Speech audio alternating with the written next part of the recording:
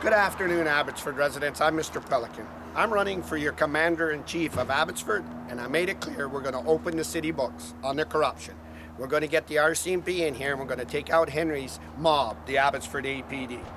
I made some videos today. I showed you with the residents upset with Colin Watts. He's out looking for an Easter egg. The day I take membership to be Commander-in-Chief, he'll be looking for more than an Easter egg. I'll kick him flying. That is just absolutely, this guy is ripping taxpayers off with his upper management talking about gangs, and I showed you what Manny Farms is doing everything. Joyriding in my cop cars, believing that they're very important to this town, which they, under that uniform, they have abused that position to brutalize residents. It's going to stop. We're going to get people in that know the law, respect residents, and do only their job for the law. Today I'm at Corky Newfeld's office, and you asked me the other day to elaborate on all the conversations between BC1 and the BC Conservative Yuri. I told you it's a good job BC1 and Yuri tagged up because you need somebody to hold the Conservative accountable. I know his values, but I don't know the person. I know what he's fighting for this province, for doctors. I told you he's got a team ready. I know all this, and I told you for 25 bucks you need to get involved, and you need to really get involved because it's establishment that controlled that. Thanks to Darren Brown, I showed you how they loaded the votes. And you can see that now as Dave Lowen's announced, I'm leaving, the rat's fleeing. You'll see, watch the Chamber of Commerce, she'll start hosting the next person the establishment wants to run for the council. This was an inside group. It's got to stop. The residents need to have dialogue, and they need these institutions when they're being threatened to walk over. What am I doing in front of Corky Newfeld's office? I heard through the grapevine, through these ears, Corky Newfeld's in backing Ian Black. A true liberal. Not shocking. Anywhere there's a promotion, he's going. If that's going on, I'm going to call it out, because these voters went to Corky Newfeld to be a true Conservative. But today I want to speak to you about something else. Peter Milobar's polls, I told you, they're Roadrunner polls. When he posts them, he's in the lead. The company doesn't exist.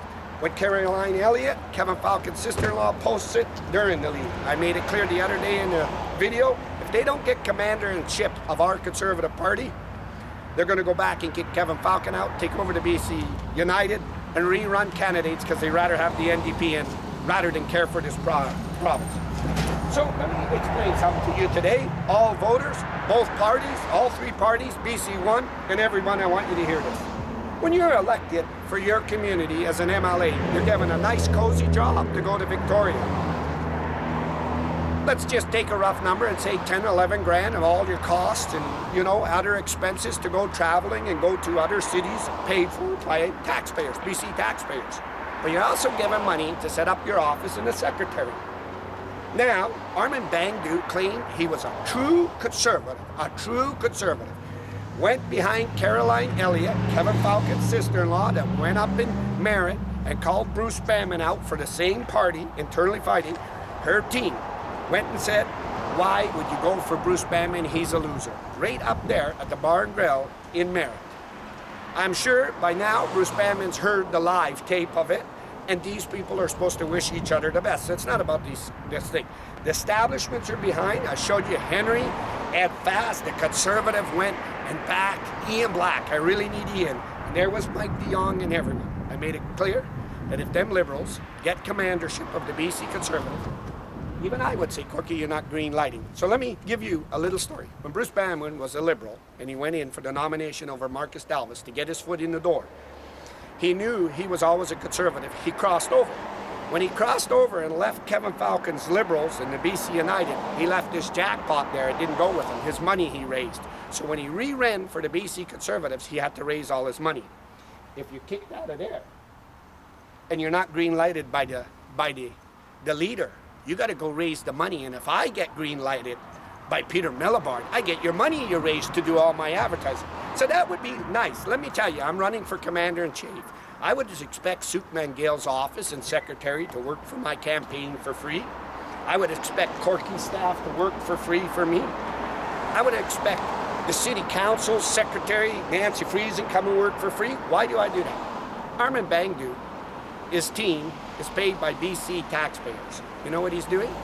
He sent the secretary and team out of his office to help Caroline Elliott on her campaign. Double dipping for them candidates, which now David Eby's going to find out, and he has to put the RCMP in under investigation.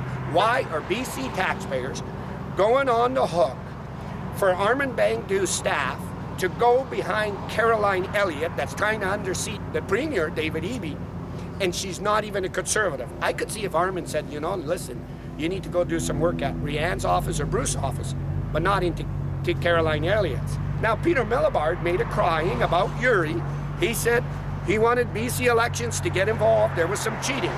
Let's see if Peter Milobar can stand up and say Caroline Elliott has frauded BC taxpayers, so she should be disqualified, and Armin Bangdu should be under investigation because that wasn't the money given for taxpayers to set up his office to go help somebody on another term that she has to pay her own, and she's getting a free ride and they're double dipping. And see if he will disqualify her. I guarantee you he won't, because Peter Milobar's tied to Kevin Falcon through Ian Black and through Caroline Elliott. But Caroline Elliott, Peter Milobar has to be disqualified, and BC taxpayers need to know that. But Armin Bangdu needs to be called out immediately, and I want to make sure that my BC Conservatives, One BC, Uri sees it, and above all, the Premier David Eby sees it, and starts asking in the questions in the ledge. Why are BC taxpayers going on the hook for an office and he's sending them down? So let me put it in layman's terms. You imagine Armin Bangdu sending his staff to build your house for free and the taxpayers going unhurt. So I'm live, Corky, and the question now, Abbotsford BC Conservatives want to know, are you backing Ian Black like the rumor is? And are you with Ian Black as a true Conservative? They didn't vote for that. And then I guaranteed them that if this is true, and Corky's behind Ian Black, let's work hard and take Corky out. We don't want this no more. If you're conservative, stay true blue. And we'll take you out, Corky. I guarantee you that promise. So I would suggest that you stay either neutral or you support a Conservative, and that is true. And my friends here in Abbotsford, and me included, will work very hard. I'm going to call it out, even cheating. I will not let parties go through, and that is why I want to stand here today and make sure David Eby sees what Armin Bangdu is doing, because you're not going to walk in this town, get dump truck loads of money from my South Asians and votes and cheat.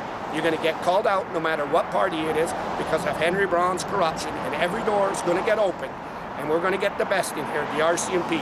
So I'd suggest take some advice from me, not from your lawyer. Stop cheating and just stay in your office. And maybe, Corky, you should be at the Mackenzie Bog in these issues instead of on these campaigns. I'm live, Abbotsford, British Columbia, Corky Neufeld's office.